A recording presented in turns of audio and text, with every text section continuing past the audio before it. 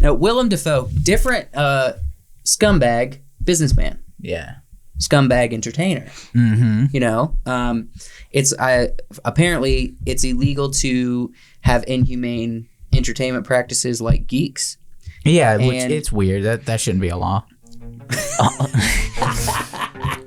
Why it's pro geek. Pro geek. Welcome back to the Wacky Wonderful Wiseworks podcast. Hi. We're here again. I'll keep going through White this. guys in the room doing a podcast. Is there really no sound in space? Is it because there's no pressure? Yeah, but there's lasers. Pew pew. If you see like the Death Star explosion, it'd be like. Now there might be a sound if you're on a planet. Well, I don't even know. Where does the sound waves go? I've never gotten to the top 3. You gotta start picking better, man. I pick good. You just don't like them. You pick I two? pick good. I pick them. I pick good. Look, Daddy. Every time a bell rings, an angel gets his wing. That's right, dear. Dude, I can't take it.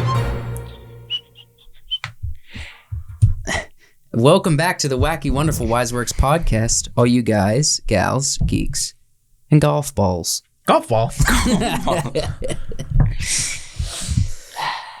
We're so glad you're here. We're here for it once again. Another flagship episode. Happy Monday. If you're watching or listening to this on Monday, cheers to you. You know what's cool? So the fact that we have video on Spotify, we don't have to cater our visual experience to YouTube anymore. It's literally We don't. multiple platforms. Also Rumble. If you're a watcher of Rumble, An avid Rumble. an avid user. Rumbler. Are you an avid Rumbler? Yeah, you can watch Wiseworks podcast there. The rumbling. I'm And a the Wacky Google Wonderful Plus user. We don't do that. Google Plus? We don't do that. We don't. But No, you know, Google Plus is not even. were you a Google Buzz guy? No. Do you what even I'm know what talking that is? about? Google Buzz? Oh, it was a social media inside of your Gmail. Really? Yeah. Now, I was a Yahoo Messenger dude. Like no, just emailing it wasn't through popping Yahoo? like Google Buzz. Not emailing, but messaging people. Oh, like a chat in Yeah. Messenger. It was similar to that, but it was literally a timeline of pictures and words, kind of like I don't know if Twitter. it was pictures. It was mostly words, I think. Mostly words, but there was pictures. Maybe. You could have pictures as well. It would be once in a blue moon we'd throw a picture, and actually, for some reason, it was popping in our community. Wow. There was like, leave in the comments or let us know if you remember I know Tim was Google on Buzz. there. Tim remembers because I remember him. I remember being really jealous. I was like, Mom, can I please get a Gmail? I don't like my Bell South anymore. She's like, why do you need a Gmail? She's email. I'm like, because Gmail has Google Buzz and I can interact with my friends and maybe some dames. yeah, I could interact with some dames that I was too afraid to interact with in person. Mm-hmm. This was the early stage of the internet. Yeah. And you try to get one past your mom and she's like, no, that's not happening. Yeah. It's like, but Mom, I'm being sneaky.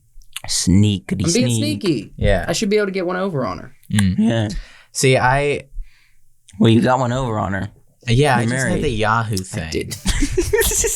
Uh, You did the Yahoo thing? yeah, but I didn't. There weren't any other like social media apps that I really used. Did you not chat with anybody on Yahoo? Oh yeah, I chat with friends with my Aunt Christina while I was trying to do schoolwork. You know, Just While I was chatting. supposed to do schoolwork. She's probably chatting back like, you supposed to be doing schoolwork, Wyatt? I And you're never like, told her. Yeah. She never asked. She never inquired. I don't remember. It was a long time ago. I remember DJ was heavily on the buzz. Was he really? He DJ was on DJ the was buzz. heavily on the buzz. DJ was on the buzz too. That's crazy. Buzz. Yeah, and then they got rid of it and replaced it with Google Plus, and then everyone migrated to Facebook, Yeah, and then that's the shortly Facebook after, thing. everyone migrated to Instagram. Do you guys remember the social media website that Rhett and Link did? Yeah, the Rhett and Link community. Yeah. Yeah, It's still I up. still have a They login. It's Yeah, still it's up. still up. Still People up. are. They do It's stuff. still. It's not popping at the Rhett and Link community, but I will say there are still posts being made on the Rhett and Link community. I made a post. One post. You were on the community. Yeah, I was in the community. I was in the community. I made one post. Mythical beast? Yeah, I drew a mythical beast. Mhm. It was a bear with antlers. Yeah. Sick. Yeah. I remember Anybody give you any likes? I don't remember. I didn't use it much after that. I remember we did the... I submitted a piece of artwork. Traffic Man and Cone Boy. Yeah. I created I remember artwork that. for them because they You said, also, we were like part of the super note. Remember? A bunch of YouTubers got together and did like Yeah. the super note.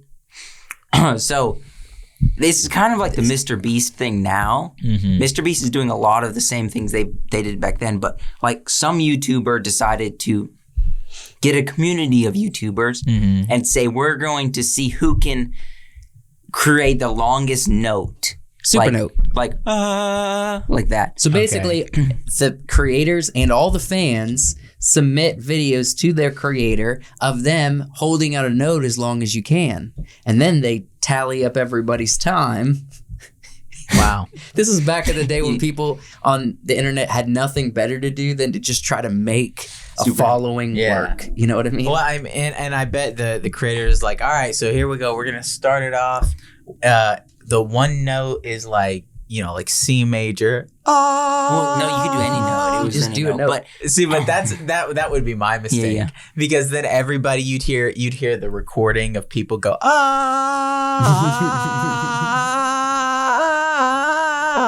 yeah, that's what they did. That's what they did. Oh, But that would sound awful. you have to think about that too, though. People weren't having millions upon millions upon millions of followers at that Yeah. point, or subscribers. They probably had 100,000, Yeah. 50,000 people that submitted. Mhm. It's doable. Yeah. It's still a lot, but it's doable. Yeah. Now the Rhett and Link community has been replaced by the Mythical Society. Yeah, And it's more of a paid YouTube subscription. join button thing. Okay. But I never joined the society. I don't watch GMM enough, and they put out their podcast for free, so I don't. Yeah, that's the only thing I really consume is the podcast, Ear Biscuits, and it's because it's the more real version. Mm-hmm. At some point, after seeing them play every game possible, you just kind of feel like enough games. Or like Mama Bird and Mama Bird and Link, I could or see like that. I could see that all day. chocolate peeing into his mouth. I could see that all day. It makes me giggle. Yeah, I wouldn't usually consider like a subscription to somebody unless I was getting really solid like behind the scenes content, extra fun stuff that they're doing on the side or fun stories and things that they're doing. Otherwise, I think it's interesting to try to analyze what went wrong with Rhett and Link to. Nothing went wrong. Like not cancelable wrong or anything like that. It's just kind of like there was a sizable fall off, and it happened. It happened when they were scaling. So I don't think it was so much a fall off as they were creating so much content. They kind of had to make it more. They had to film more consistently to get more content out, and all that stuff became more of big production. Yeah, big production, and it wasn't just personal as much. This is the thing that it kind of hurts me because I see what they want to do. So they wanted to create, and they still do because they keep trying to do it, create like a network of personalities that they can build on, and that's what they're doing with Josh. They've seen some success with Josh. However, they've tried it multiple times and it hasn't worked multiple times. And it comes from a good place. I know it does. But when it comes down to it, we're fans of GMN. Yeah. We're fans of mythical entertainment because of Rhett and Link. We don't really care. I mean, we care because they're humans, but we're not like, we didn't ask to be entertained by Stevie or Josh or they're getting into their Chase, any of these people. late 40s though. They're probably like, but they're not going to be replaced by someone like them. They're being replaced by their crew, which is different kinds of entertainers than they are. Yeah. I mean, it's not like it seems to be going sort of the way of Smosh, but for them, they're still the cornerstone. They're still the cornerstone, but I think the issue is if they're pulling from their cast and they're not looking for specifically creative talent who is, who are people that act and improvise and, do what they do, if they're not looking for those kind of people like to replace them, I don't think they're going to find them in their group. It's like, what happened with Smosh was, as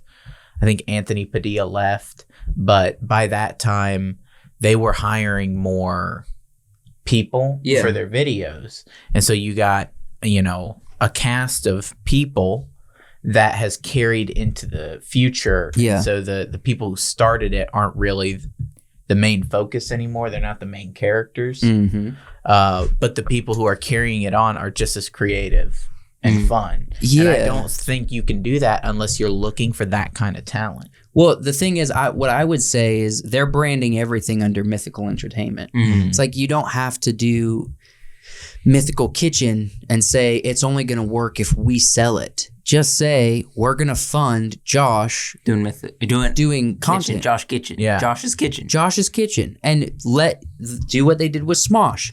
Let them build on another brand name, and it's just under the umbrella as the parent company of Mythical Entertainment. I know what you're saying, but I don't know if they shouldn't Josh brand specifically because of the content he makes. He makes food for GMM, so his content is kind of the behind the scenes food making of GMM. It started that way, but now he's got hot dog as a sandwich, and he's got they're doing all kinds of stuff that never even touched GMM. But Mythical Kitchen. He also knows like an insane amount of knowledge. Yeah, he's a chef about being a chef. He could just have a chef channel like Binging with Babish. Yes, with something extra to it. Like a professional flair. Yeah, under the umbrella company of Mythical. Yeah, exactly. Mythical Entertainment. I have someone I work with. This is off topic, but I work with. His name is Randy. He's like an older gentleman. Gentleman. He doesn't know this, but every time I see him, I get a little smile on my face. I'm like, I'd rather eat Randy. I'd rather eat Randy. So every time you see him, you think, Julian Smith, I'd rather eat Randy. Yes, yeah. Every time you see him. Yep. That's like a torturous thing that's going on in your mind.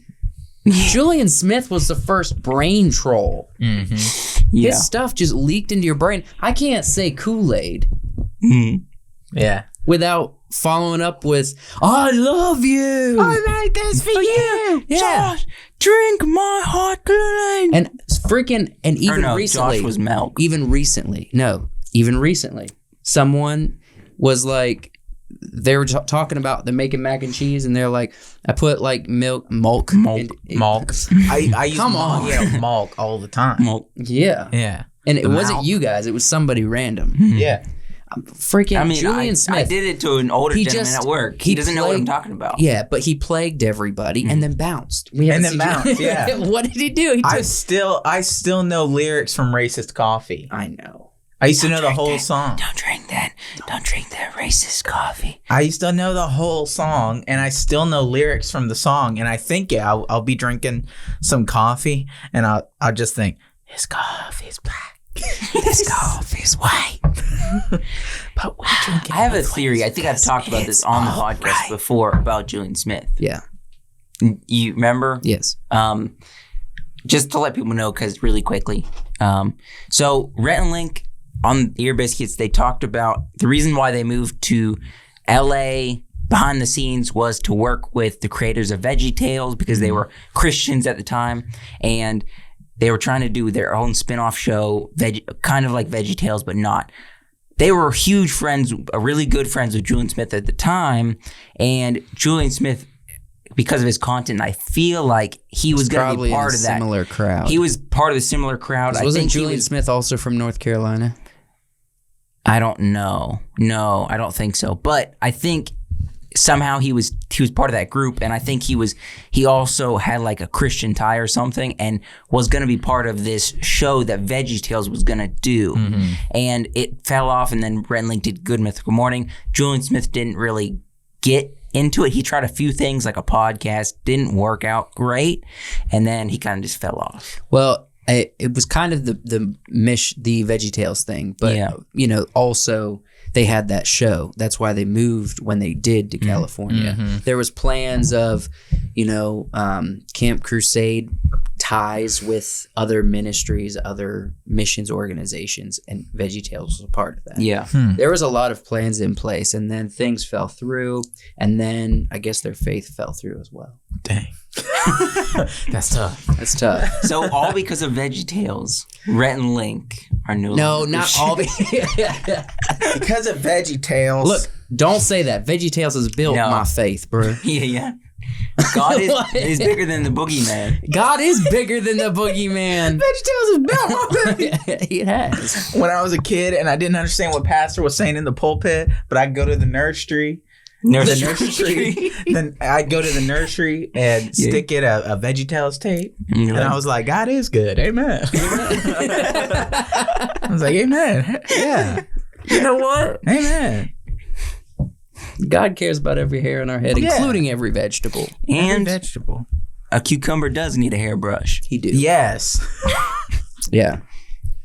I know so many of those sports songs. Utility vehicle, whatever that is. See, that was later on. That was later. Later on. But you remember the one day while he was waiting, he had a hat, my high silk hat. He wore a tie upon his head. I don't remember the lyrics. Can we bank this? I want to do this as like a midnight special. We should talk about childhood favorite shows as a midnight. Yeah. Well, the thing is, it comes naturally. But before I want to say, I know a lot of the songs because I used to put a playlist on of all of the songs for William. I would put them on for Will, and then I would just be like grooving with it. Yeah. It's relative, but the thing is, you get that cheeseburger song playing, and you can't help but do a jig. Oh. You're like, this is the most soulful thing I've ever heard.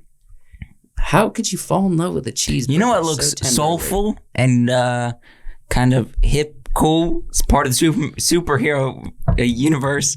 I don't know where I'm going with this. So let's go ahead and do our open. So we're going to be looking at any news. Like, how do you do, fella? We're gonna be reacting to cast, all information about the upcoming film Thor: Love and Thunder, the fourth installment in the Marvel Thor franchise. Now, I have two logos because IMDb has both, and I like this one. It feels very Knight Rider. So I think this one's been around longer. This might be what's like the cats? The Cats cartoon. The superhero cats. What? The superhero cats. Thundercats. Okay, so Thundercats. Go back. There, it's Thundercats. This one feels like Conan the Barbarian. Yes. Okay, yeah. Which Thor's a little Conan. Which is, and they should lean into that. And then the next one feels like, Knight Rider, Thundercats, a lot of Power Rangers, yeah. Yeah, I mean, it's a style. Very. Yeah. Well, maybe they have both. Maybe they're like, are callbacks to the 80s? Is that still popping? Not sure. If it's not, this movie will be popping. This movie will be popping. No. This movie is gonna be good because Marvel. Everybody wants. You're a straight white man using a. This movie will be popping. You said popping. You said popping. So I'm using the word popping. Sheesh. You can't even put an I in at the end. You're so freaking white. I'm sorry for being white. What I was trying to say, because you used the word poppin', I was going off with I said poppin'. Okay. And I made it sound natural, and you're like, yeah, this movie's going to be really popping. Never mind. I forgot what I was going to say. You were talking about poppin'. Thundercats. I don't mean to laugh at you every episode, Joshua, but sometimes you say things. Look, I think this is a 2021 movie. This is not a 2022 movie. Well, it's coming out this summer. It is. I think, like we talked about last season, somehow 2021 had this kind of background 80s. It kind of had this feel to it with media. Mm-hmm. And I think their idea was to get this movie out in 2021. No, They don't want it to compete. no, I think Taika Waititi is really just leaning on the classic themes, and he's always done like he's always done like the classic 80s retro music in a lot of his movies pre-Thor. Okay. With a lot of electronic themes. Yeah. And you can definitely tell it's his style when you hear the music. Mm-hmm. It's very familiar if you've seen a bunch of his films. And I think they're just leaning hard into this. Also, Ragnarok was so wacky and everything. I mean, it's going to be another Taika Waititi Thor. That's what it's going to be. There is, however, a lot of theories, a lot of confirmations about A lot of popping. about this movie. Popping? There's a lot of things popping. And we're gonna try to hit some things that we really care about, I guess. So let's go ahead and try to go through them. First, Guardians will show up in this film. Yeah. Also, Thor is as big as Thor probably was in the comics in real life. Yeah. He sucked that gut up into his arms. He's distributed. He's just redistributed the wealth. So he kind of, instead of like taking fat from your ass and then put it in your lip, he did it in his arms. Look, but it's muscle. How do you think Chris Pratt, he's over there working out, got all of his muscles covered up, and he's standing next to this monstrosity. Yeah, but like, look at his height difference. I know there's a height difference. Chris is probably tall. No, Chris is tall. Compare him to everybody in Parks of Rec. He towers over everybody. Yes. Now look at him standing next to Chris. Yes, the classic TV show Parks of Rec. Parks of Rec. That's what you said. You said Parks of Rec. Parks of Rec. Parks and Recreation. Parks and Recreation. So he's huge. You got Taika Waititi. He's playing. What's his character's name again? Korg. Everybody loves Korg. I was just trying. He says it with a. I was trying to say it in the accent. Korg. My name hi, is Thor. I'm Korg. Oh, hi, Thor. This is Meek. He's got knives for hands. Yeah. Here's a few more Guardians that we see, or people in the franchise for Guardians. Look, so he's got the arrow. He do. Kraglin, is that the arrow? Kraglin's got the arrow. He's the one with the arrow. I know, but I didn't catch that. Good. That he's got this behind the scenes photo. All right, look, it's pretty interesting. What's up with a random dude with a mustache? He's a filmmaker. You can mustache. So I'm allowed to have a mustache because I'm a filmmaker. That's a skinny dude. Holy crap! My man needs a sandwich. Give that man a sandwich. They're giving all your food to Chris. He's starving on set because Chris is like, I'm the one who's going to be on screen. And he's like, I'm Thor. Mr. Hemsworth, can I please have a hamburger? No. I'll just have another. Guy. Yeah, he's so little, man. And he's really pasty. This is what Joshua would look like if he grew up. Just kidding. Walk around. Yeah, just kidding. It looks kind of warm. I think that's a bad choice for, why is he wearing? Never mind. He do what he wants. All right, so we got Volume 4 or Volume 3 of Guardians is not the last time we're seeing the Guardians. They're clearly in Thor, and I think they play a pretty big role in Thor. And their TV show that's coming. Fake TV show. Fake news. Well, that's everybody. Wishful thinking. And their TV show that's coming. Fake news. Don't listen to Josh, y'all. Don't ever. Their TV show that's coming. yeah. All right. First off, they announced a while back that we will see Jane Foster. Or a version of Jane Foster. Natalie Portman's coming back. I think she's just gonna be Thor, like female Thor. I'm pretty sure Screen Rant confirmed that. Actually. Or a version of Jane Foster that is Thor. So let me skip over this and we'll come back to it. And let me skip over this. So it's already Screen Rant said this. I don't know where they said it, but I think just even by giving her the hammer and everything, we are confirming that Jane is becoming the mighty Thor, which is the female Thor, who is the one who ends up with the hammer long term. So it looks like they are setting up Natalie Portman's character to become the mighty Thor, the female version. There's another character that comes later that we will get into. Oh, sorry about that.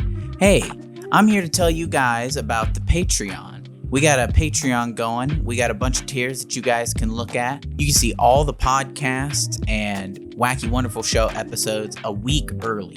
So definitely head over there, find a tier that fits, what you want to watch, and enjoy. I'll let you get back to the podcast. But first, I want to talk about this cast, man. First off, go ahead and check out that top corner Christian up Bale. there. Yeah. Gore the God Butcher. Yeah. Sick. You want to hear something interesting? Huh. I read this. Christian Bale said, I'm uninterested in ever doing Marvel superhero stuff. Apparently, Taika Waititi went to him and said, Christian, will you just read the script and then get back to me? He won over Christian to be in the movie, Taika Waititi, by the interesting nature of the character in the script. So I have high hopes for this film, and I'm guessing he's the villain, obviously. Yeah. I believe Gore the God Butcher is literally, it's in the name. He butchers gods. Well, I think he was like crafted by some other people to be a god killer, and he's the villain for the thing. I'm not super read up on comics. You know what in would fact, make him I'm zero read up. a really good villain? What? If they just Put a little makeup. got rid of the just lasered it right off. Yeah. Zoop. Yeah, I think they did that to Tom Holland. You think they got rid of a mole? He had one on his chin Did he? for years. I think he did. It's probably He possible. doesn't anymore. I'm gonna Google this. It's probably. I think I know what you're talking about. Let's stay on this topic. What are you doing? I want to Google Tom The Holland's people mole. the people can Google Tom Holland's mole. But we won't get I want confirmation. to talk about Russell Crowe as Zeus. Oh yeah. Okay. The thing is, there's so many things to talk about. Yeah. Well, so- all these characters we know. Okay. Yeah. We got that. But Yes. Zeus? Well, Christian Bale and Zeus are the big returns, or the big starts, and then Natalie Portman's the return. Yeah. Well, Zeus hasn't been in any of That's these. what I'm saying. No, Christian he's Bale, not a return. Yeah, he's Gore and Zeus are newcomer. new. Natalie's the The return. big return. So, do you think so? Russell's become. Last time I saw him, he's a little bit. I think he's gonna play a more Anthony Hopkins. Oh Odin style yeah. Zeus. He's definitely gonna be like this Robes. old. Beard. Do you think we'll see him? Handle any lightning? Absolutely. Yeah, we Dude, might. Zeus throwing lightning against Thor throwing lightning. Oh, sick! That's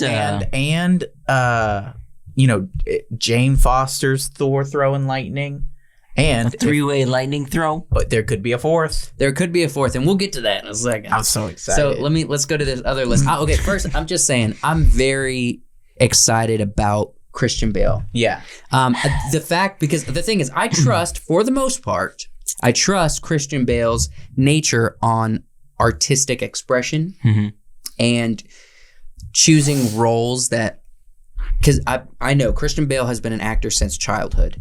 He is we've talked about on this podcast Played a better before. Batman than Robert Pattinson. Well, he's We don't even know yet. he is an actor who sees the craft as an art form and not as a way to be a superhero to make good money. Yeah. He's So pretentious. yes. You're saying pretentious. Absolutely. Yeah, pretentious. No, he is definitely above roles. Yeah. You know what I mean? Oh, you gotta draw your line in the sand. But so is Jake Gyllenhaal. There's a whole list of people that are like tried and proven, just in it for the craft of acting. I hear what you're saying, but I'm not a fan of Jake Gyllenhaal's character in Marvel. You don't have to be a fan of everything they've done. I'm just saying. You're whack. He killed that role. Well, Killed it. He did a great role. It was just a played trash the role. role good, but it's just I didn't like that. The character. The itself. character. It's not. has nothing to do He with what embodied did. everything that Yeah. character. No, was he did a supposed to great be. job. Perfect Yeah, on-screen that's what I'm version. saying. It was a Mysterio. weird villain to choose for a second film in a Star Wars. You guys role. are whack. Star Wars role. I mean, did he just say a Star Wars role? Spider-Man? Pretentious. Look, I'll take it. Us? If you want to label me as pretentious, look, I'm just saying I trust Christian Bale's intuition. Yeah. And I believe that If I'm being really honest, and this is not going to win me any points with the audience, but I'm entitled a little bit. I didn't enjoy Ragnarok as much as everyone else did. Yeah, no, and a big part of it is because of Hulk. Yeah, because they absolutely, totally like just undercut words. The words I'm trying to say. Yeah, no, I wanted it to be Hulk and Thor throughout the movie. Hulk and Thor. Hulk and Thor. I thought it was going to be like a buddy cop. Thor and Hulk. Or Thor and Hulk. Either way, I thought it was going to be a buddy cop movie through space. Mm-hmm. Or on Sakaar. Yeah. But that's not what it was. That's not what we got. No. Now, there was aspects of Ragnarok that were a lot of fun. Oh, yeah. A lot of fun. But, there was issues. I was disappointed with Hela. She was my big disappointment. Okay. She had no character development. But I think this character could be a really good bad guy. Yeah, and the thing is, I personally at this point trust Christian Bale to look at a screenplay story like Ragnarok and say, this has a lot of things that are uninteresting to me, because he's seen all the other Marvel films and said they are uninteresting to him. He took this script by Taika Waititi and said, I'm interested. Yeah. So I trust that. I believe this might be one of my favorite, hopefully, because of Christian Bale alone. And because of Russell Crowe. What about Russell Crowe? Are you gonna Russell Crowe said yes to that Noah role. That is true. Yeah. I totally forgot about that. That kind of I take at Russell Crowe and then Noah and then throw it over there. It doesn't count. So, seeing what Taika Waititi's done in the past, he's a great filmmaker. Oh yeah, I'm not questioning that. And I think he brought Thor back on the right track with Ragnarok, even though there's some, things that aren't as great in Ragnarok as they could have been. But I think if this movie continues on that direction, I think it'll be really good. Yeah. Making improvements. Yeah, definitely making improvements. Now, next line. This is... What about Jason over here? Jason. As new Asgardian, uncredited. Yes. So it's interesting. I think they actually are hiding... as actor Odin? As actor Odin. So he played that. As actor Thor. Yeah. As on the previous one. Matt Damon. As actor Loki. Okay. And Luke Hemsworth as well. Yeah. So, returning Jamie up at the top. Yeah, we haven't seen Sif in a long time. Yeah. Feels like forever. Last time we saw her was in Loki. Yeah. Yeah. And she was just like a reoccurring dream. The show? Loki? It hasn't been that long. Yeah, but I mean, she was only in it for like one scene, but we haven't seen her in a Thor movie in a while. Yeah. True. So, what do you think about... Was Sam Neill in the other one? Yeah. Oh, okay. Then never mind. But there are aspects of Ragnarok I can't remember for some reason. But that aside, let's get into something interesting. Yeah. So we already addressed this. New weapons? It's been confirmed according to Screen Rant that Jane Foster is going to become Thor woman. I don't know how she's going to gain these powers, but she's gonna. I think it's going to be an alternate dimension. Yeah, it's not going to be timeline. The timeline we think of as Jane Foster. Oh, it's not going to be the Jane. Oh, that's what I was saying. It's going to be a version of Jane Foster. Okay. Jane Foster. That makes more sense to me. And then we have the issue of weaponry. Yeah. This doesn't look like a hammer. Now, it also doesn't look like the... Yes? The other axe either. Stormbreaker. Yes, and if according to canon, there are like 3 big weapons that surround the Thor universe. Obviously, we have the hammer, which does end up falling into the hands of the mighty Thor. Mjolnir. Now, I figured what happened. The events that I've seen is usually it's Thor has this one Mjolnir, and then he makes Stormbreaker for another character, and I've never seen Jarnbjorn. So there's theories, this is not confirmed, but there's a lot of theories that we are going to get this weapon, Jarnbjorn, in What is that all this across film his shoulder? because what we believe is going to happen is he is going to gift Hammer Mjolnir to the mighty Jane. Thor, Jane. I think she's gonna already have it. She might, maybe. Yeah. And then he has Stormbreaker. Well, What there's is over his shoulder? Is that a paw? Yeah, that's what I was thinking. It Looks kind like of a looks paw. like maybe he has like a skin or something on his. maybe this is shoulder. just something from the comics. Who is this? What? Dude, Beta Ray Bill. Who is this? So Beta Ray Bill is a hero from his world who in some of the comics, in some of the iterations, is transporting or help transporting his people who are like in a cryosleep through space away from danger. Yeah. And he's the only one who's like awake on the ship. In one of the TV shows I watched, Thor encounters him. Thor goes out to see what's going on with the ship, and Beta Ray Bill wakes up and starts fighting Thor.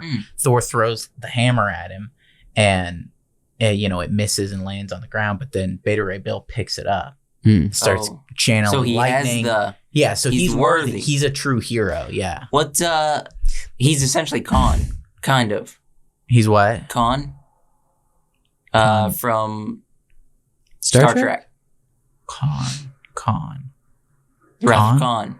The Wrath of Khan. No, he's not a villain. He's a hero. Yeah, but like his crew is asleep. He's transporting his crew. Sort of. But he's like genetically altered by his people, at least in what I read. Like he Khan. also encounters Hulk in the Planet Hulk storyline. Okay. Hulk is captured on Sakaar, forced to fight in the gladiatorial battles, and his final opponent is Beta Ray Bill.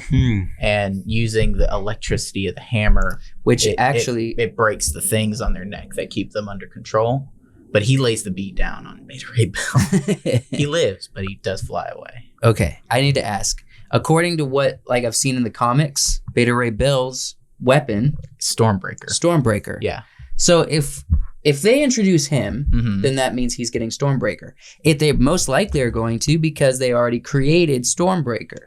Yeah. For the shows.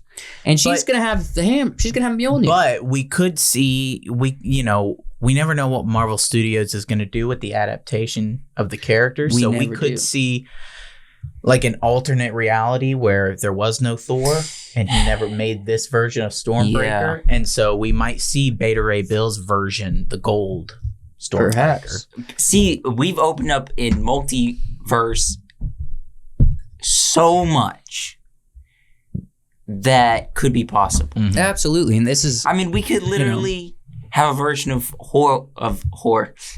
Yep. Whore. Yep, there's those as well. Of Thor being a whore. Yeah. Walking the streets. I was gonna say Thor with a marshmallow hammer. Ding, ding. You can see any version, essentially. And an infinite number of them. And we've already seen And a Frog whore Thor. Yeah. So look, there's good evidence and I think good theorizations that there might be, if they try to stay close to the comics, there might be a graduation to this new weapon. Yeah, big axe. He goes full axe. Big axe. Full axe, man. And that is something I'm very interested in seeing. Yeah. But, we could also continue to see the Stormbreaker that we know alongside Beta Ray Bill's Stormbreaker. Could be. Yeah. I'm also going to say this. I think they're wrapping up Thor. Right. I think they truly are wrapping up Thor as a character, even if they have story to tell yet. I think they're introducing the next generation for the Thor replacements, which is going to be the Mighty Thor. Maybe if Natalie Portman signs on to keep doing these, or Beta Ray Bill, dude, killer. Or what? Could be either one. Yeah, it could be both. It could be the Mighty Thor and Beta Ray Bill as Thor, flies off into a dimension or sacrifices himself or something, I'm down. So a lot could happen here, but they definitely are introducing the next generation for the replacement of Thor. I want more Beta Ray Bill. He's there's like a statue of his head on Sakaar on the Grand Master's tower. Really? You know, where Hulk's head is kind of at the top. It's on like one of the sides is like a Beta Ray Bill head. Sick. It's kind of horsey. Yeah. Mm-hmm. Beta Ray Bill's head is a little horse-like. Yeah. Gosh, he's cool. I mean, I don't know. I think this might be fan art, but I liked it. It's some of the coolest fan art I've seen. Yeah. Fans, we're out so. here. Well, Yeah. the thing is, we're participants. We're, We out here no, doing I the don't best think kind- I'm not a fan. Well, you don't do this kind of art. I'm not a fan. Okay. You're not a fan? I'm a fan. Real quick, we need to wrap up this opener, but I wanted to point out a few things. The actor Luke Hemsworth, versions. The actors, these are behind the scenes pictures. It looks like a stage for the actors. Yeah, they're gonna do another one of these plays. And I don't know if this is a stage or if this is like a setup in a different environment for an actual scene. Yeah. Because this looks like something. Well, it looks like the stage is still there. Yeah. So I don't know. We'll see. But it's different. Yeah, we'll see. It's designed the same though. So yeah, we'll see what the whole point of it is. Why are they just releasing just these pictures? Mhm. You know what I mean? Seems a little whack. But Yeah. I'm excited to see this. I think they did not. This is going to be the next big thing for Marvel since, you know, they just came out with No Way Home. And I don't think it's probably going to hit as hard as No Way Home did because we're not as anticipating as much. Mm-hmm. But I think it's going to do really well. I think it could be like the best Thor movie yet. Oh, probably definitely the best Yeah, I Thor think movie. It absolutely has potential. My hopes to are be the there best because Thor Christian movie. Bale's in it, Yeah. you know? And if Christian Bale signed on, I'm like, I trust Christian. And maybe Beta Ray Bill. Maybe Beta Ray Oh, Bill. I think they missed out on an opportunity to have Christian Bale play Beta Ray Bill. Beta Ray Bale.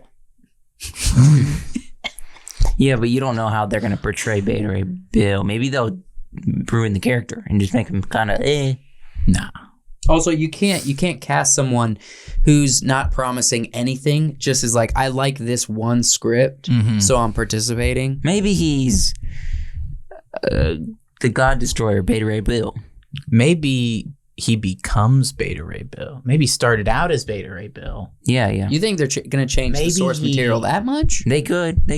Well, you They said could he do was. You said anything he is was possible. created to be a god killer. Mhm. Crafted. He was crafted. That's what I read online. Well, you know, Beta Ray Bill was crafted and altered to be a hero, kind of like Captain America. Science Maybe they project. created Gore. Maybe Gore is Beta Ray Bill before he's Beta Ray Bill. I don't know. These are either. wacky, wonderful theories. You know, Who knows? they are wacky and wonderful.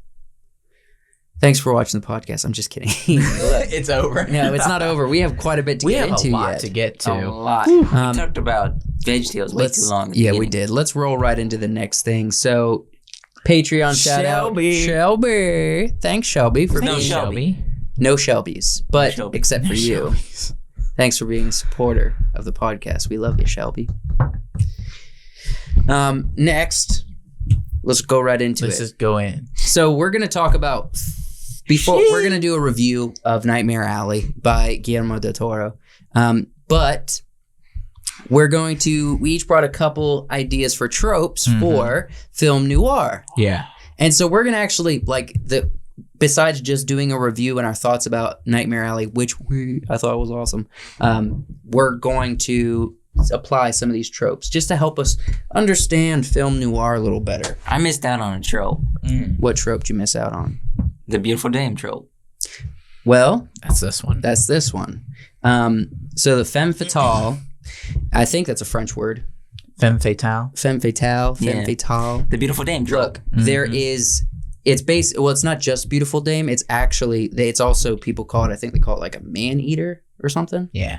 It's basically, she's the dangerous woman. Dangerous woman. The dangerous woman. It's the one that's every man wants, and when she She'll comes for consume you, you. she consumes you. And there was a femme They fatale. warn about her in the Book of Psalms. Wait, is this in yours? the Book of Psalms. This is the one I brought up. Oh, Maybe of course you're the one Proverbs. who brought this up. Yes. And so they have that in Nightmare Alley, So actually. she'll usually like she'll usually either betray you, or she's got her own thing going on, or she's working for the villain but doesn't really want to. Mhm. You know, you see a lot of this character in the Indiana Jones movies. Yeah. But this is a classic thing for film noir, one of the tropes. The other trope I have is high contrast.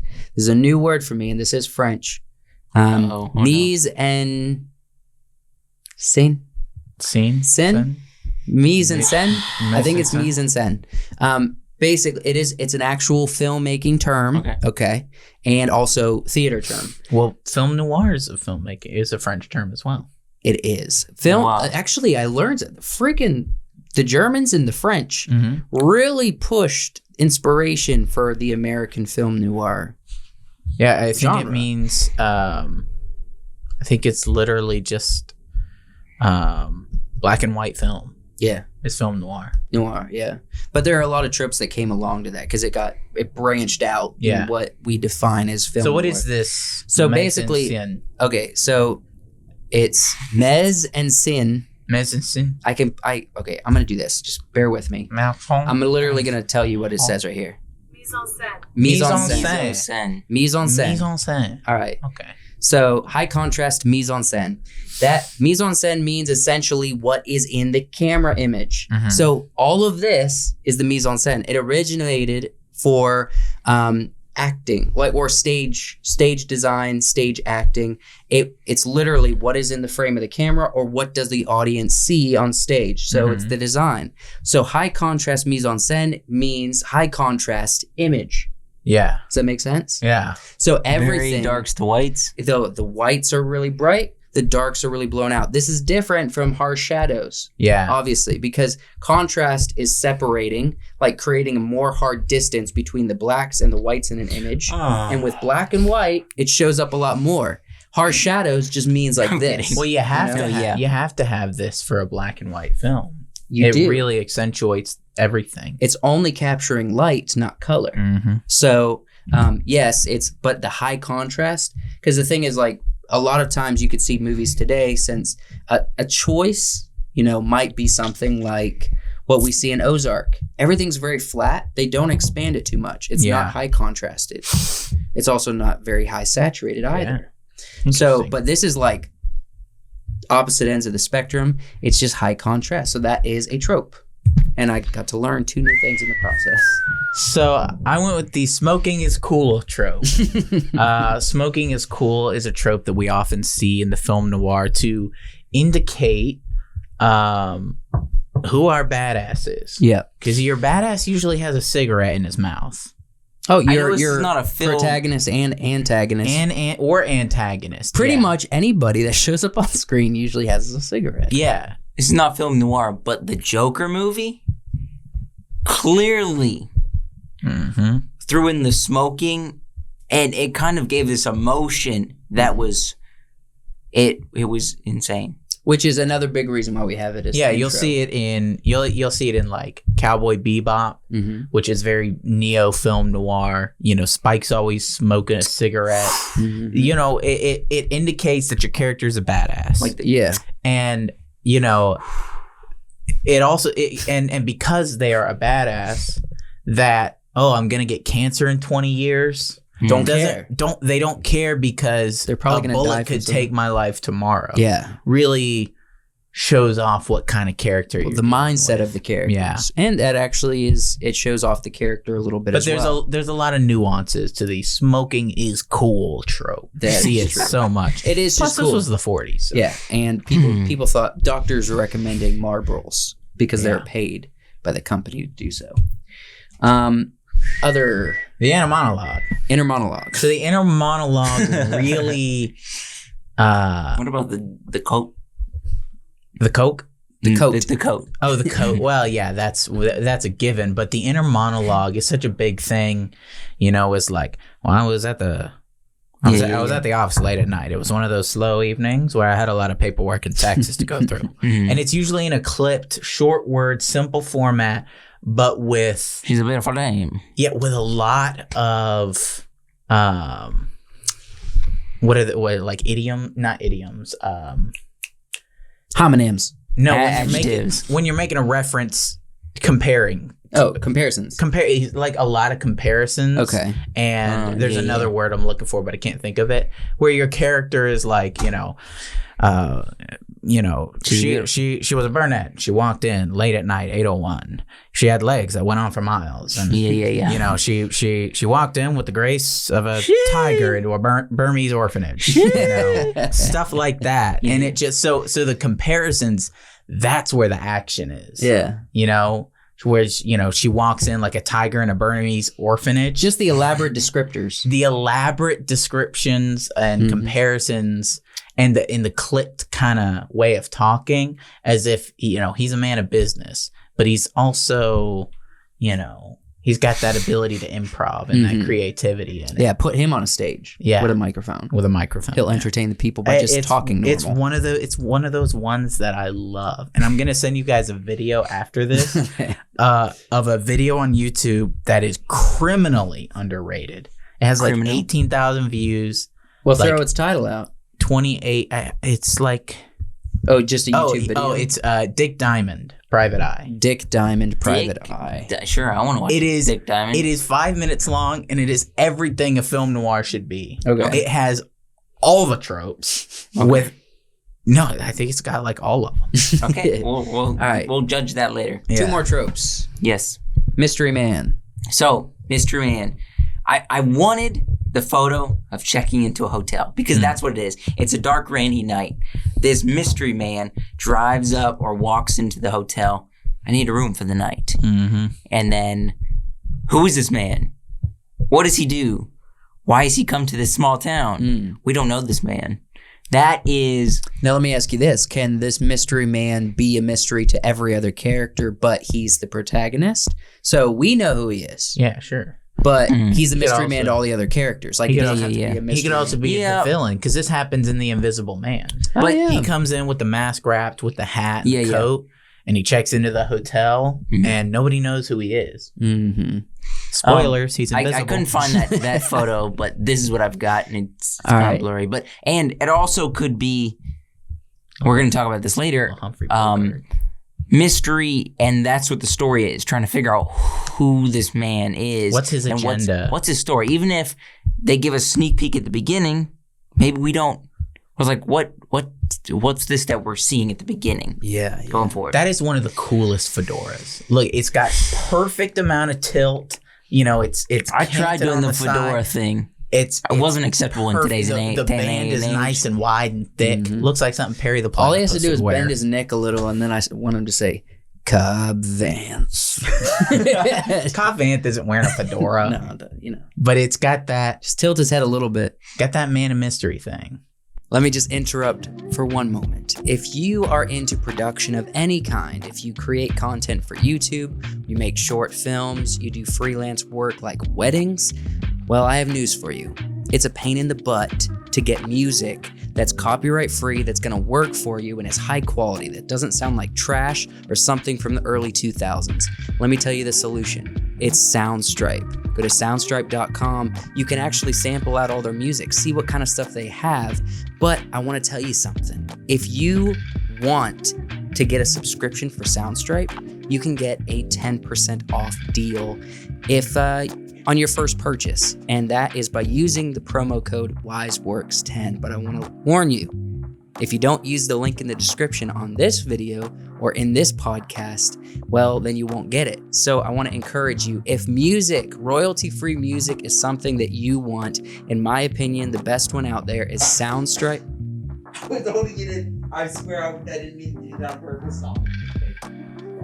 Shh, let me get through this. Stop talking. So if you need royalty-free music for any kind of content creation in this wonderful year of 2022, well, check out Soundstripe. In my opinion, it's the best. Use the link in the description and let them know that we sent you by using promo code wiseworks10. That's wiseworks10. So don't switch slides yet. Oh, stay here. Okay. Good save. We had a lot of good tropes, a lot of good, story driving tropes, a lot of thought provoking, real cool things. Yeah. So I wanted to go kind of a little humorous. Yeah. Well, I feel like you're just acknowledging something. I'm acknowledging something that's It's a trope that no one else seems to acknowledge. Are you ready? What do you mean? This is absolutely a trope. It's definitely a trope. Okay, that's fine. You ready for me to change? Yeah. All right.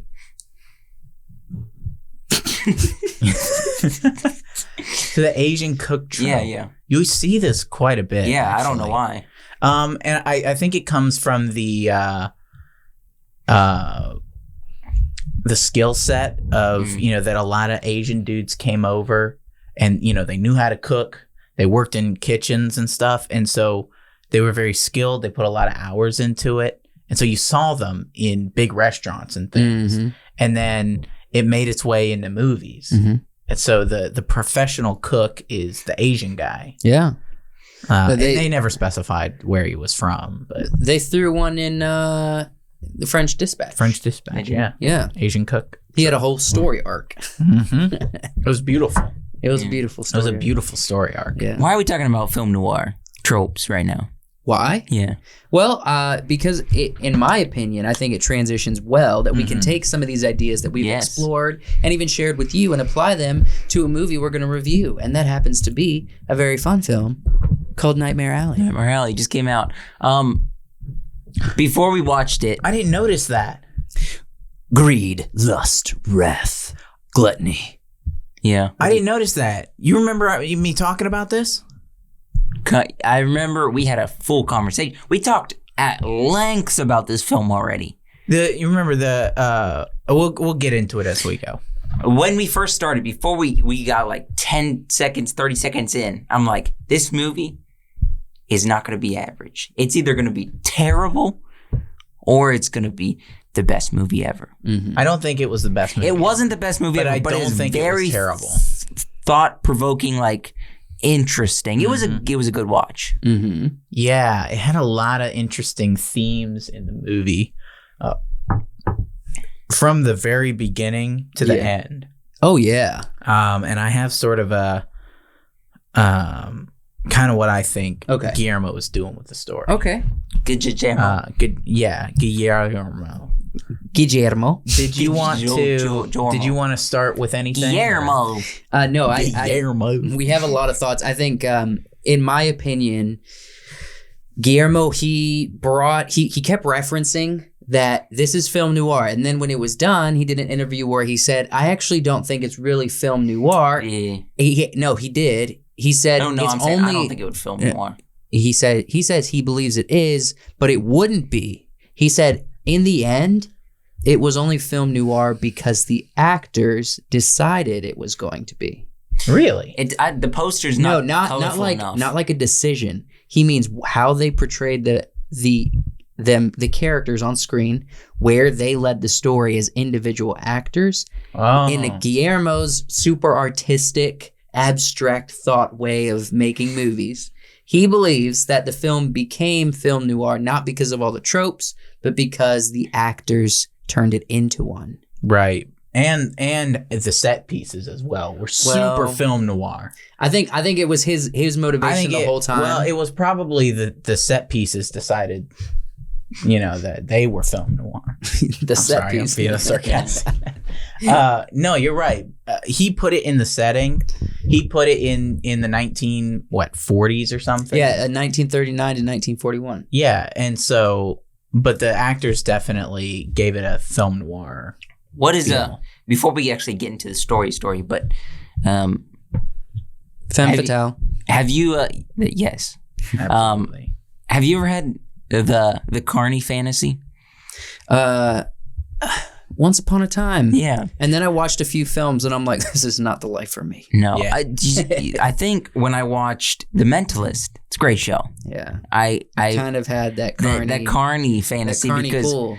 Yeah, he was a Carney and you got to be careful around carnival folk though. Yes. Yeah, very weird. I had a Carney make a dirty joke once, very off color, and we were with some women. Yeah, it was not. Did in you good know this taste. Carney personally? No, it just happened. It happened, and it wasn't a mime. No, he was like running the shoot. That's carnival.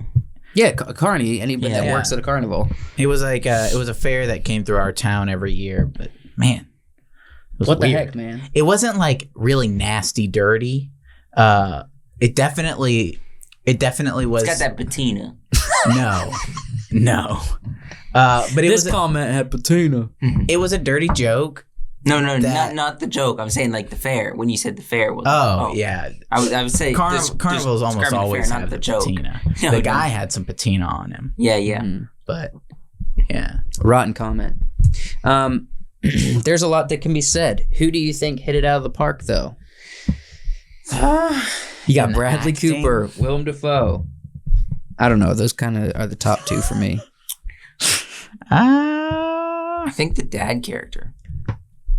The one that was in the bed Mm. that just died. he made me believe he was cold. Killed it. He's like, I believe that man is cold, man. Yeah. I believe it. Now, Willem Dafoe, different scumbag businessman, Yeah. scumbag entertainer. Mm-hmm. You know, apparently it's illegal to have inhumane entertainment practices like geeks.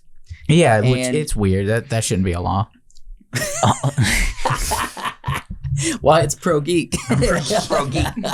Dude, you're.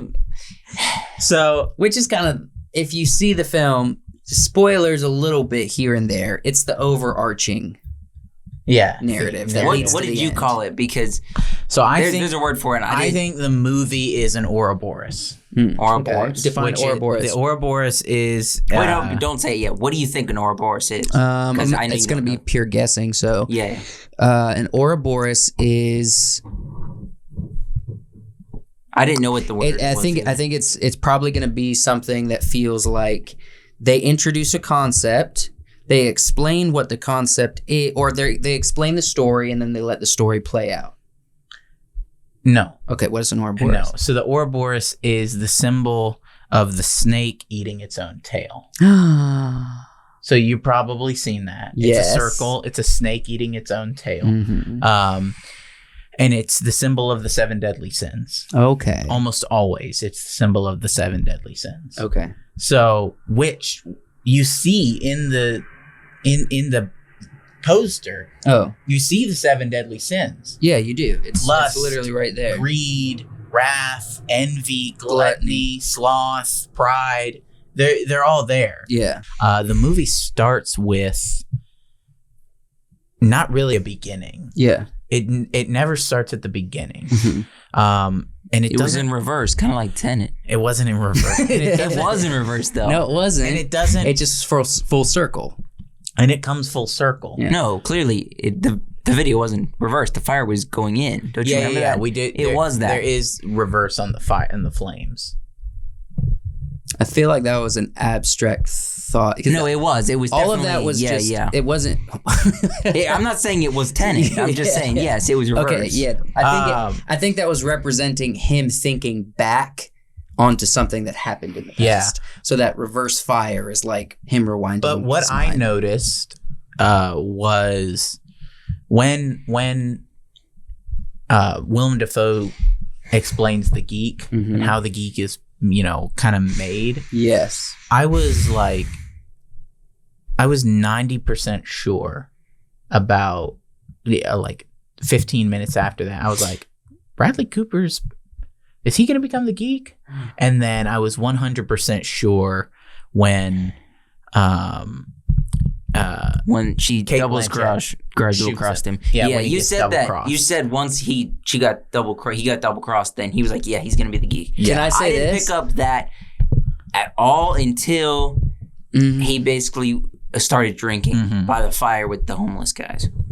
Oh, I picked it up on that first swallow. Mm-hmm. yeah. The first swallow. No, I literally thought, because they made such an emphasis that you find a poor drunk who's not worth anything, Uh-huh. and you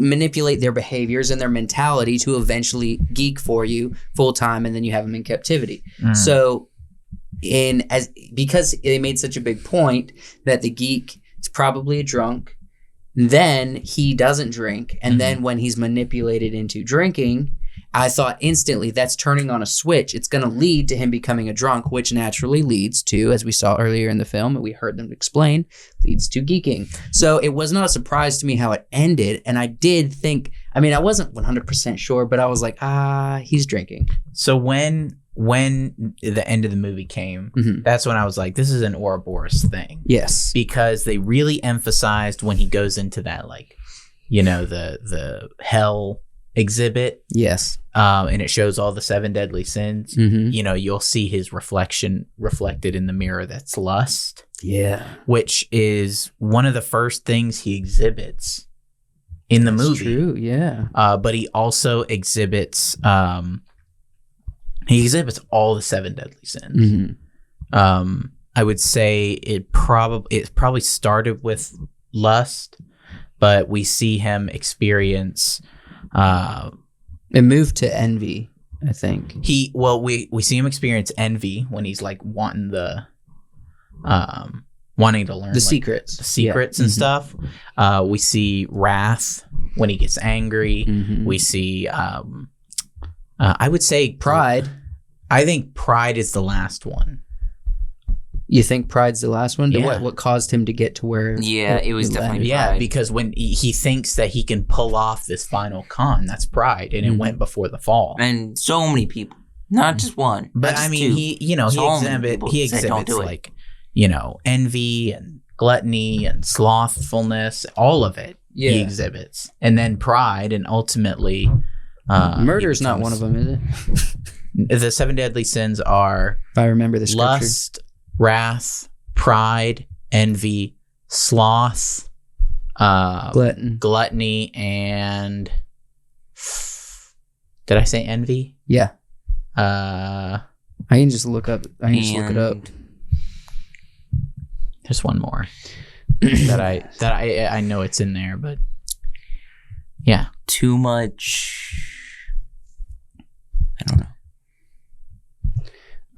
Lust, envy, gluttony, wrath, sloth, pride, greed.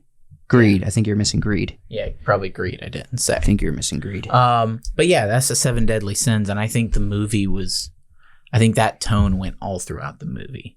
I think the movie was very Ouroboros themed. Absolutely, and the greed showed up. You think pride was the last one, and greed was probably the second to the last one, where that thought of making money with the idea of saying like, oh, it's going to set me up for the future, and I'm just going to do this risky thing. I think he exhibits all of them, but he was already probably making multiple so much times at different things. But yeah, he was making money. I think that's where like the slothfulness comes in, and the gluttony comes in. I don't want to get into specifics with people who haven't seen it, but why he very much honed in on the scene where he knew the lady had a gun in her purse. I don't understand that scene. I don't understand how he knew there was a gun in the purse at all. Well, it was just mentalism. It was deducted. But he deducts specific things that are that could be true in someone's life. Well, like how did he specifically call it the gun? The nickel-plated gun with the pearl handle. When she held up her purse, my first thought was, she says, "What's in my purse?" I thought, a gun. The first gun I thought was a silver gun with pearl handles. Yeah, she seems like the kind of lady who'd carry a silver gun with pearl handles. Well, if you know about gun designs, you can deduct that. I mean, yes, but I'm saying, why did he guess gun, and why? Because then that's what got her and him working together. He wanted to... It was a risk on his part. But he wanted to embarrass her because she was like, oh, you're using verbal semantic symbols with each other, and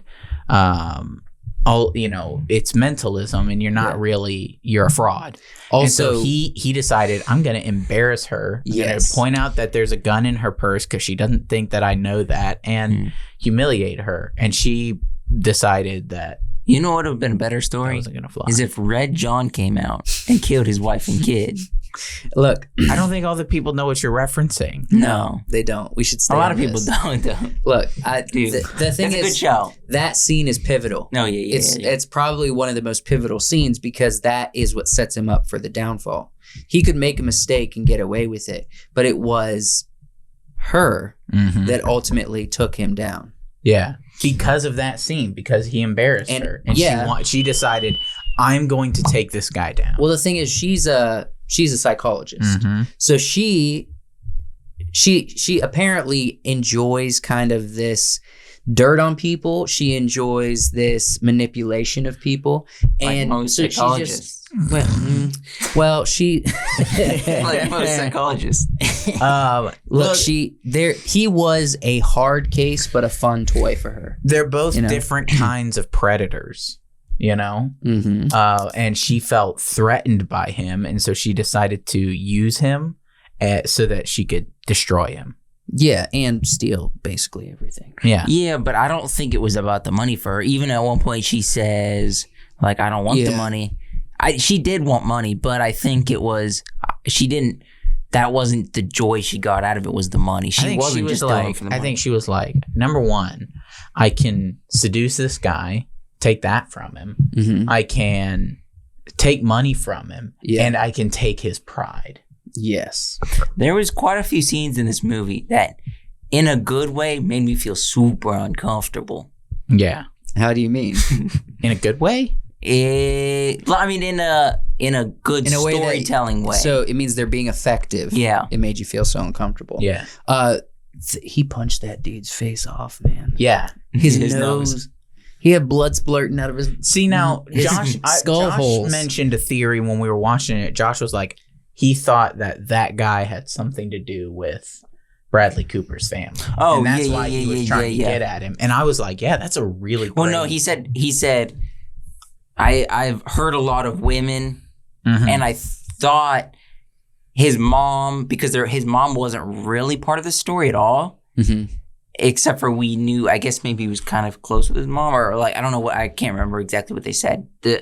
I thought he was getting revenge for his mom because he hurt his mom when he was and I thought, that's a great observation. That would be a really it would be an interesting twist. Element to the story, but I think it didn't ultimately prove what they were trying to. Yeah, the movie was about say. The movie's about what you're saying. Yeah. It's about his experience on the way up and then on the way down. Yeah. Because of the 7 deadly sins and his experience along the journey. They're just telling his story, and it could be anyone's story that is a little bit fantastical in the middle, where you develop a skill and you use it, and then all of a sudden someone backstabs you, and then you're back, and then you're down in the gutters and you can't climb back out. That's what his story is. So, and even with film noir in general, there's the whole mystery side of things, but if you look at the classic film noirs, it's not like big reveals, kind of, but it's more just about, we're telling a story. Well, this I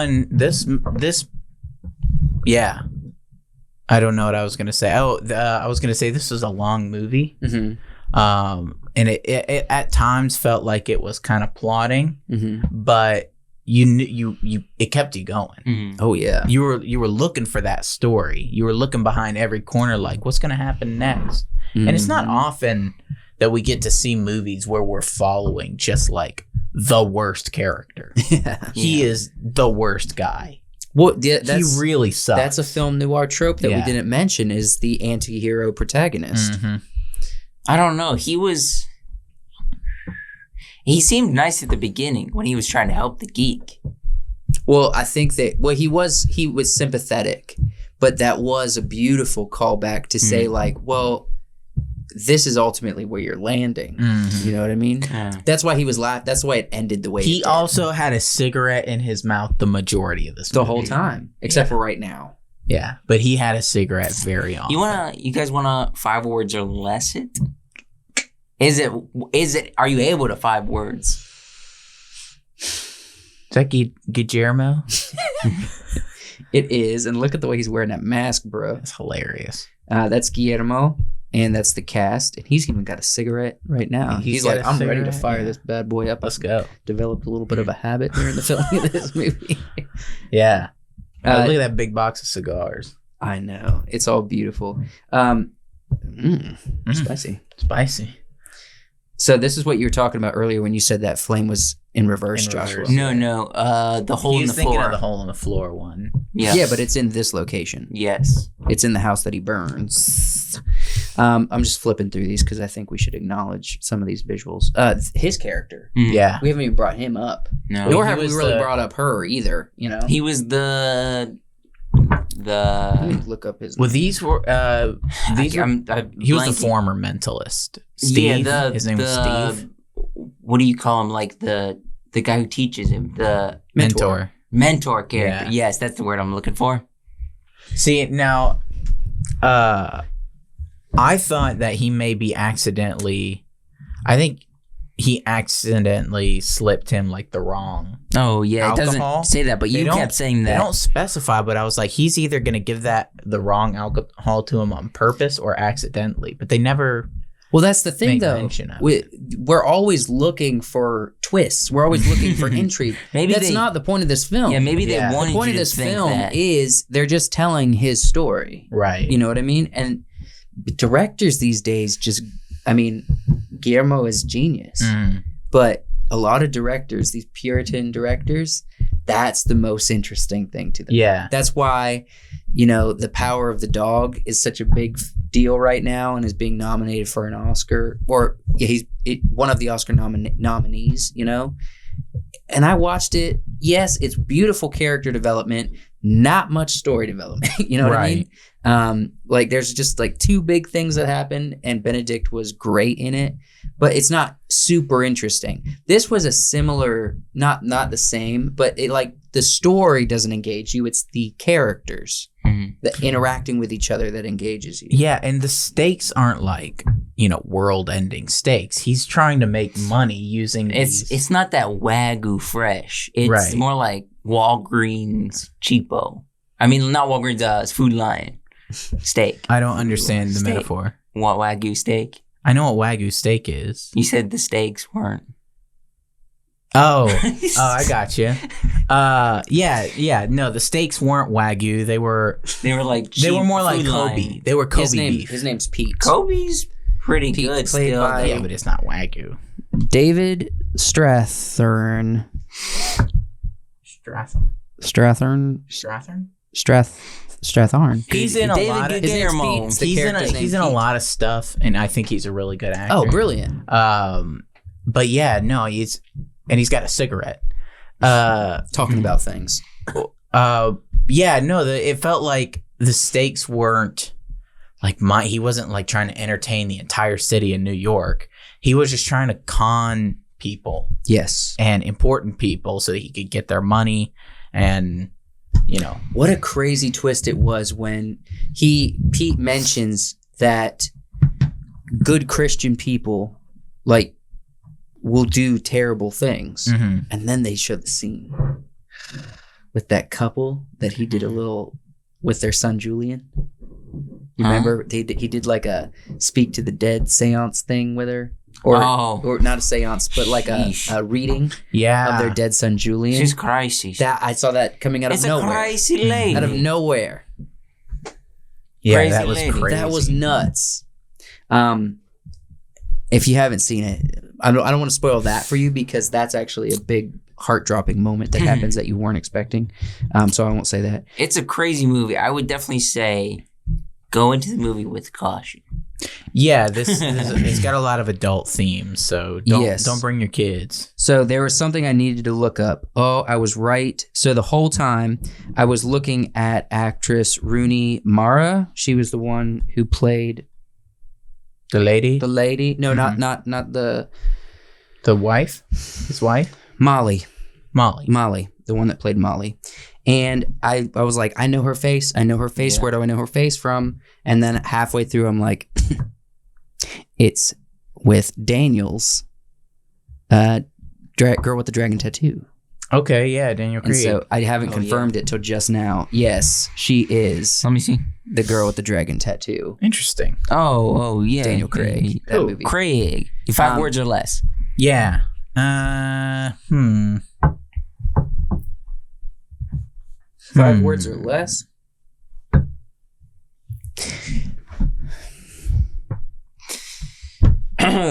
Oof. It's tough. Makes me excited for Pinocchio. Because I loved it. I really did. I think Guillermo's. I think I'm just going to go with what I said before. Could be good, could be bad. That's 4, but that's what I'm going to say, or less. What does that mean?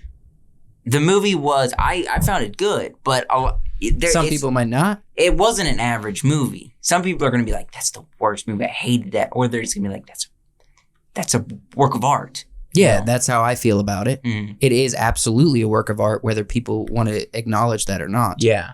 Mine would probably be good. Not really my Forte. style. Well, you're a sci-fi man. No. No. I love film noir type movies and neo-noir movies, but You're not a drama guy. Oh no, I like dramas as well, but the movie had a feeling of I don't know. It felt like it was going a lot of places all the time, and not ending up in a lot of places until the very end. Yeah. You know, the movie felt like it was kind of doing a lot of different things and setting up a lot of different things without a huge ton of payoff, or, you know, like a ton of interesting payoff until the very end, when I was like, oh crap, that's awesome. Yeah. I mean, I look at it and I say the frustrations with that concept is the fact that it feels like real life, you know? And like I said before, Puritan directors are super interested with telling real life stories. Yeah. Every so often in real life, you have some payoff, but rarely. Yeah. And so they're telling in an artistic way these kind of real life stories. They're just telling stories, but they're focusing more on the way they tell the story. Like the fact that you were picking up on the 7 deadly sins, those little nuances, those are the things that are telling the story. Those are the subliminal messaging of the story that you're picking up on, that these artists are communicating everywhere. You know what I mean? Yeah. And if you don't just take it at face value and then forget it, then you'll have a crappy opinion about it. But if you really dig in, you can't help but appreciate, even if it wasn't your kind of thing. But I mean, that last shot, that was like the longest shot of Bradley Cooper just laughing. That was the most beautiful scene in the movie to me. Well, because he knew exactly what the geek. Yeah. He knew what he was doing. He was signing up for. Should I try to find it on YouTube? No, it's all right. They got to watch the movie to see that. Get that payoff. We want to rate the film or no? I say 9 out of 10. Whew. I thought it was fantastic. The 6 for me. 6. Okay.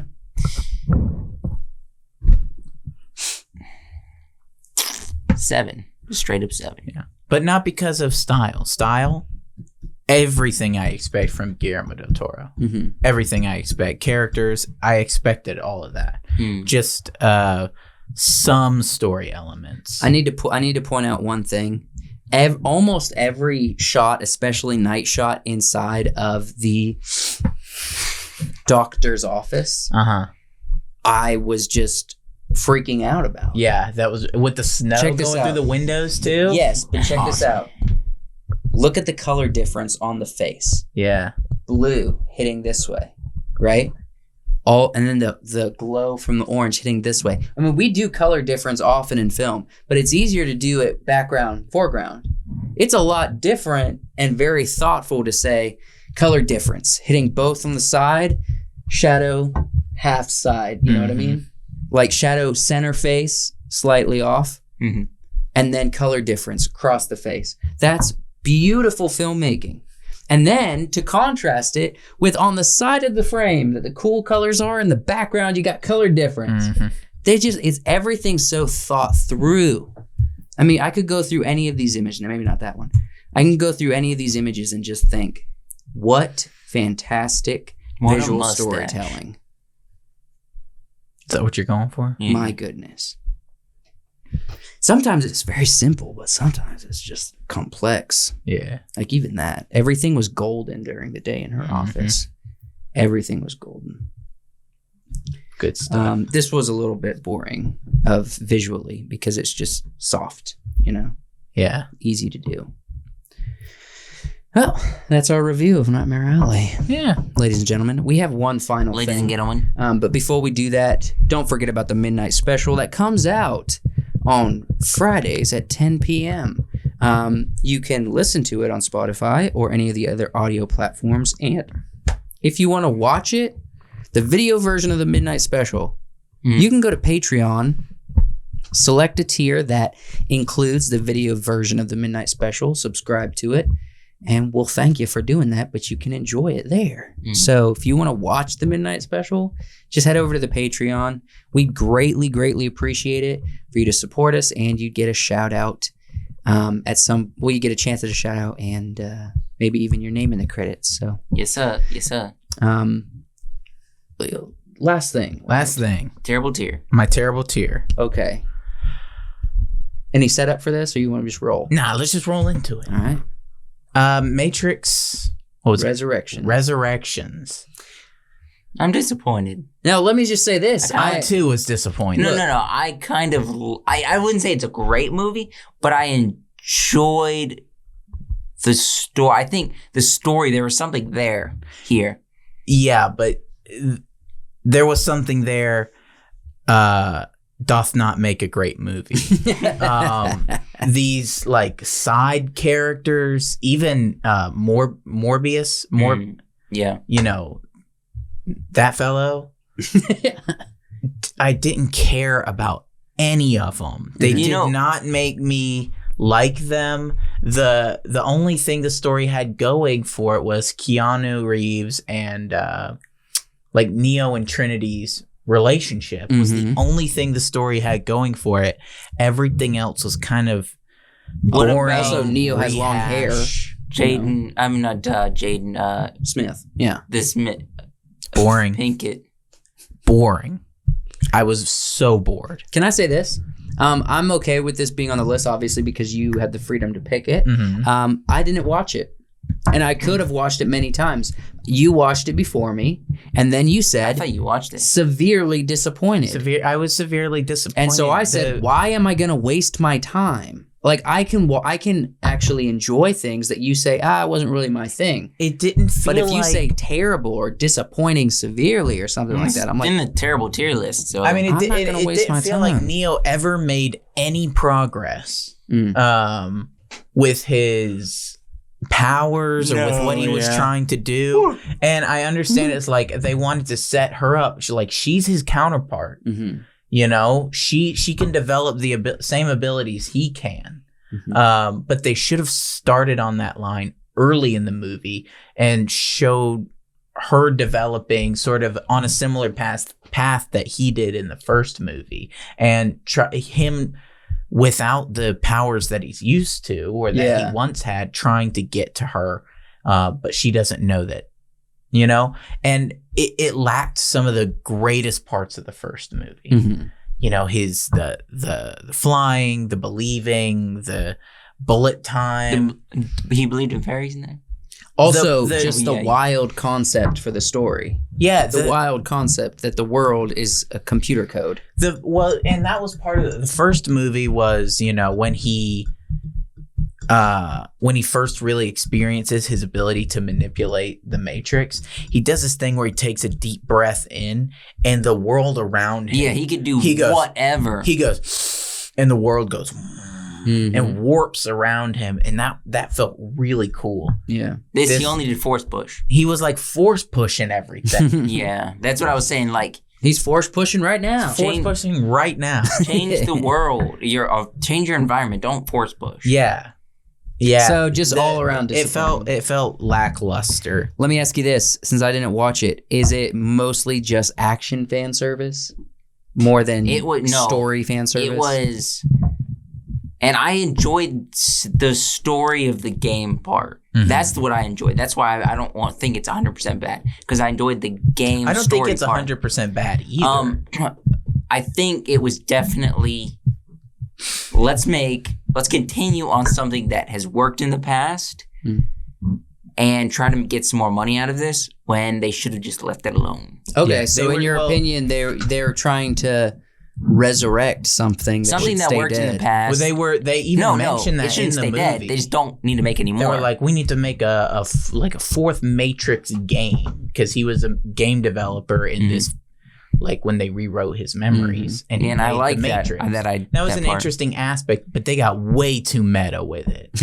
They got really meta with it, and I don't know, the story elements were lacking for me. They felt like they were there and had potential, but the moment they were introducing like her character, blue hair, yeah, at the very beginning, I was not interested in her character. Okay, I was like, okay, she's jumping through, but once Neo appears on screen, you're like, awesome, I don't ever want to see her again. And then she comes back and you're like, I already said I didn't want to see her again. And then by the end of the movie, you still have no connection to her character whatsoever. That's a big fat bummer, especially since these the trailers got us so many views on YouTube. Yeah, they were cool trailers. They intrigued. Even the whole teaser thing that we didn't find, we made a video and then found it later. Oh yeah, the whole like hidden thing. That was fun. Yeah, that was cool. That was fun fan interaction. And then to tee up a movie that ultimately, I don't know what this got on Rotten Tomatoes. I saw somewhere that it had 3 stars out of 5. Yeah, the fans, I don't think the fans are the best happy with it. I actually want to see what the Rotten Tomato score is. That's cool, but Rotten Tomatoes. I know a lot of people that just got HBO Max to watch it, and then they're like, it wasn't even worth the $15. Yeah. It's going to be on the Wiseworks terrible tier list for 2021. It actually got a 63. Okay. And a 64 from the audience reviews. That's anything still fresh. No, yeah, but that's still, if you're in school, that's still a failing grade. True. Dang, that's absolutely true. Yeah, you're right. It's not passing. All right. Everybody else has to go based on these stupid test like algorithms and say like, if you get a 70 or below, you failed. Hollywood, same standards. Yeah. You failed. If it's below 70, you didn't do super great. Now we don't fault Keanu. Yeah. Of course not. He's a nice man. But yeah, we'll throw this up on the terrible tier list at the end of the season, and we'll rank them. Yep, So, we'll rank all the terrible. I think this is going to be above quite a few movies. Yeah, as far as it's like how good it was. I think it's going to be better than a couple other movies that are going to be on the list. Is your camera off, Joshua? That it is off. I don't know when it stopped. It was going for a while. All right. Well, let's just say goodbye. Let's wrap it up. I'm sure it's fine. It's all good. Let's wrap it up. Well, thank you for watching, everybody. Yeah, thank you guys. All right. That's it. That was a long episode. It felt like a long episode. Do you think the film noir tropes worked though? Were you able to start to see the I think we were going into maybe we should have compared them to actual film noir movies. That's what I was thinking we were doing. But well, we saw a lot of them in Nightmare Alley. Yeah, but that's what I was saying. Nightmare Alley covers like all the film noir tropes.